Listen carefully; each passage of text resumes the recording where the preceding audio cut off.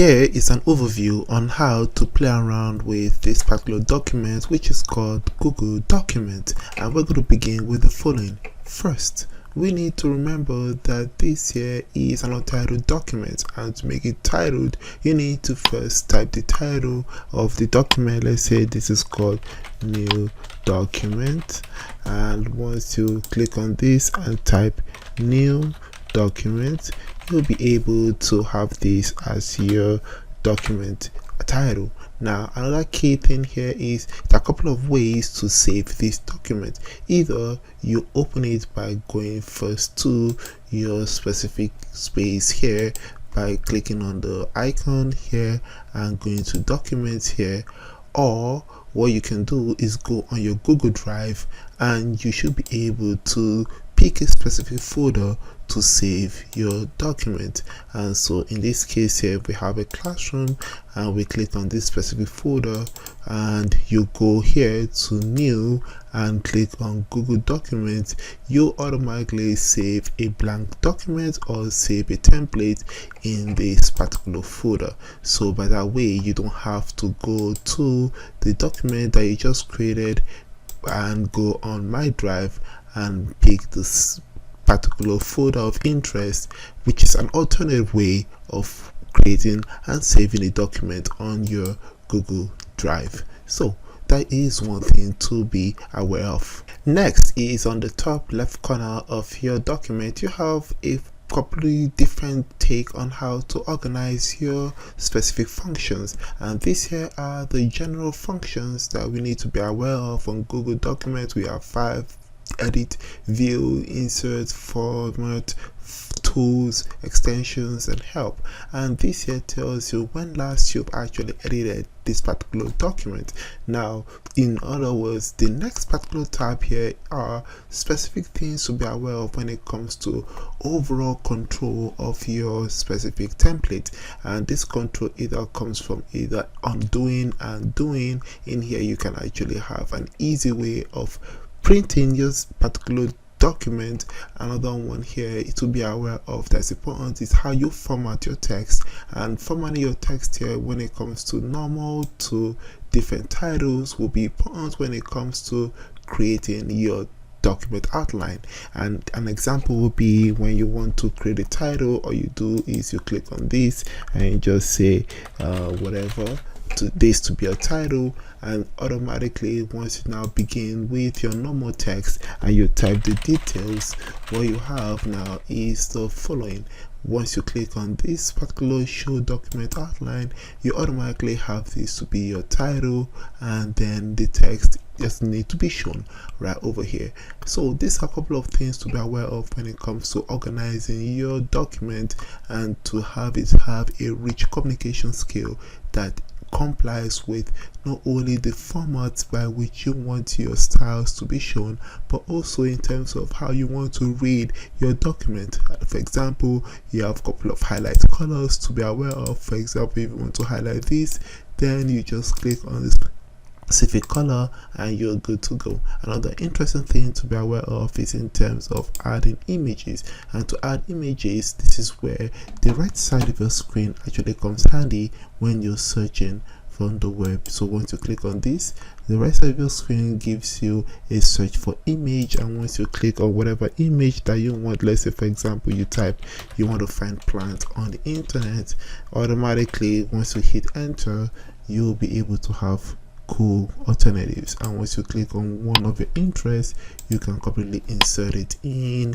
this particular document here. So this is one thing to be aware of when it comes to how the left side and the right side of your document main template screen works. Another thing here, if you want to replace an image, you can just use this function and automatically go on your computer or search the web, and you should be able to have that. There are many alternatives to play around with this. There is a camera from your computer or from your mobile device. That will be an alternative way as well. So these are the great overview on how this actually works in terms of how you'll be able to take advantage of the main functions and the necessary tools that are important for your overall document. Now, In addition, to manipulate the tools that you have here in terms of the presence or absence, all you do is go to view and you're going to have a couple of ways to manipulate that, either by showing equation bar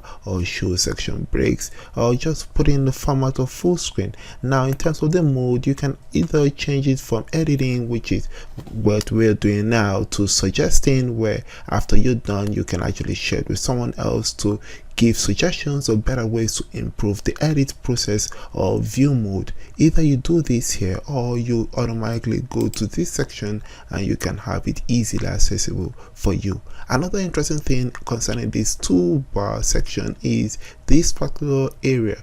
Once you click on this area, you'll be able to remove this particular heading of your specific Google document, and to do that all you do is click on this and automatically it is minused away. If you want to bring it back, all you have to do is just click on this arrow down and it brings everything back down. So those are the key things to keep in mind when it comes to the view function of your Google document. Another thing to keep in mind is on the far right of your screen. In here you have a couple of interesting tools to be aware of, like for example for collaboration.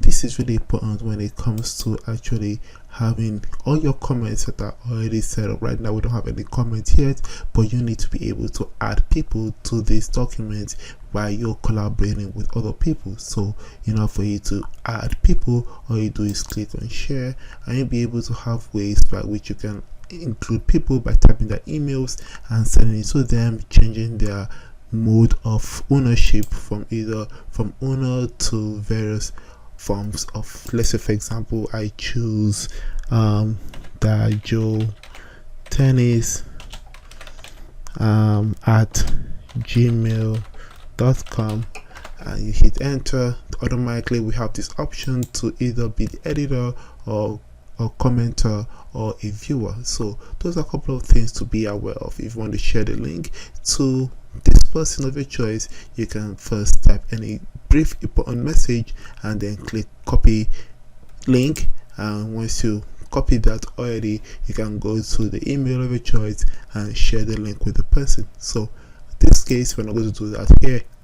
Just hit done, and once you have that, another alternative is to use Google Meet. And to use Google Meet, all you do is just click on this icon and this will automatically connect you to a Meet. Either you already have the code or you want to start a new Meet. So this is really wonderful, for you to take advantage of when it comes to this particular collaboration section of your Google document. Let's say I want to zoom in closely at this particular template. To do that, all I do is click on this number with the percent sign, and then there are various options, either 150, which is on my choice. I click on that and we're good to go. Now, in addition to that, there are a couple of interactive tools that will be enable us to improve on the view of this particular document. Let's say for example, once I click on this particular image, we see a couple of three icons right here, in terms of not only in terms of adding comments but also adding emoji or reaction or suggest edits. Another way to improve on this is by going to this particular function which is called insert, and we can either add images, add a table of your choice. This has really improved drastically compared to how it was before, which is cool. You can actually add a draw section, which we're going to talk about in future videos. We're going to look at charts in terms of either connection with Google Sheets or just directly interacting it with the suggested mode of charts that are available here, and many more things that we're going to look at, not now but also in the future of our videos. We talked about drop down alongside building blocks. Our next video we're going to look at equations, which you can also not only include here but also we can go to view mode and you can click on equation toolbar. We will talk about this in our next video, so that's something to keep in mind. Other interesting things are, for example, when we talked about interactive tools, here we have emoji reaction, comment.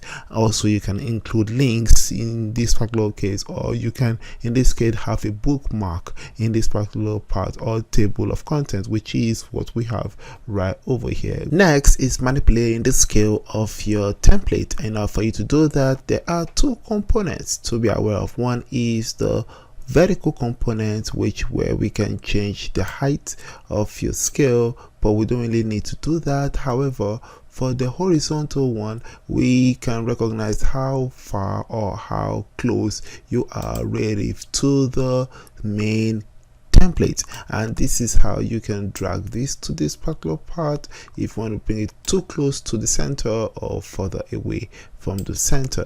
Now, those are a couple of things to be aware of when it comes to the scaling part of your document.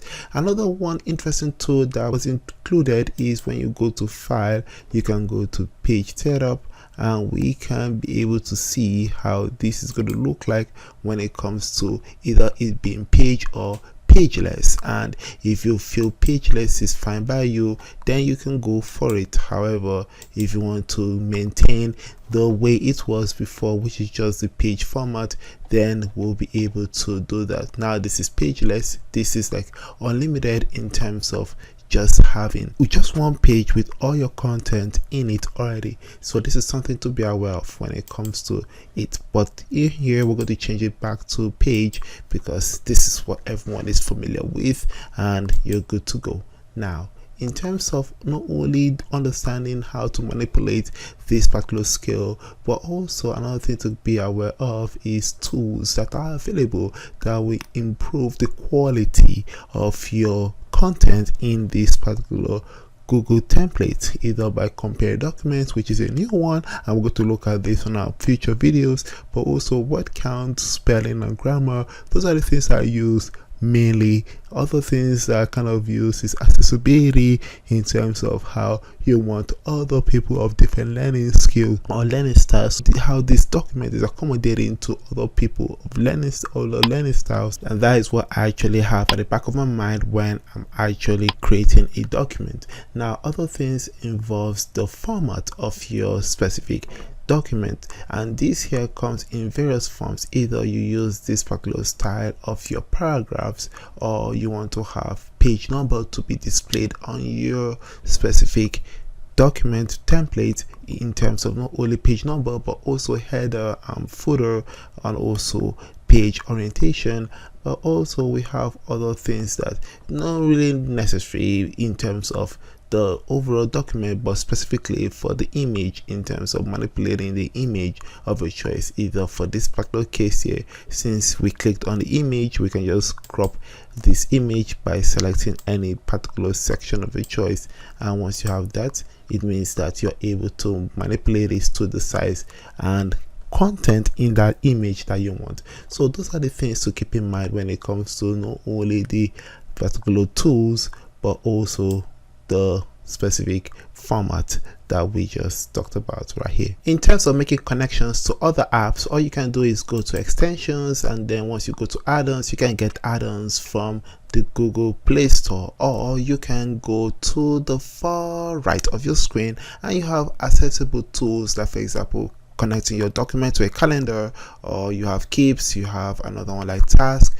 you have Contacts, you have Maps, or this plus sign gives you direct access to add-ons, and once you click on that, you have plethora of add-ons that will be important for you, not now but in the future. Let's say for example in math, I use this a lot for improving the equation quality of my document. Another one that some people use is charts, Lucid charts, something like that, and this also has a lot of really great ways by which you can improve the presentation or direct people in terms of different ways concepts connect with each other. Now another one that teachers use here is teacher rubric, which is interesting to check out not now in the future, but also student rubric. So those are plethora add-ons that you can include on your document in order for you to improve the quality of your document. So once you have this actually set up, now the next one and final is the file. On the file, there are a couple of sections we should be aware of in terms of the details. The first section here is dedicated to you, where you have the option to create a new document, open one, or make a copy for your own use.